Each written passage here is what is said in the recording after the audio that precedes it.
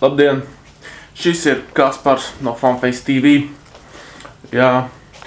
Šodien es jums iemācīšu, kā pareizi darīt vienu lietu, ko ne visi dara, bet tas ir jādara, lai jūsu dzīvoklī būtu laba aura.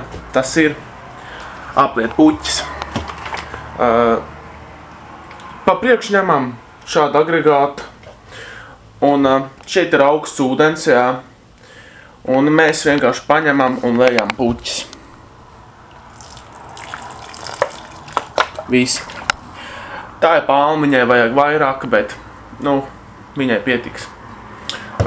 Ja gadījumā ir jums beidzies augstais ūdens mājās un ir tikai karstais pieejams, tad ņemam, protams, karstu ūdeni, bet es gribu pateikt to, ka tas nav diezgan labi, jo notiks kaut kas ļoti slikts. Skatāmies karsto ūdeni. Pagaid, jātais pa priekšu.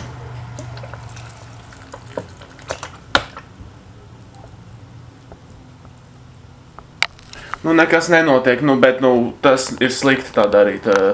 Bet paldies, ka jūs skatījāties šo video blogu, un tāpēc uz redzēšanos un skatieties Funface TV.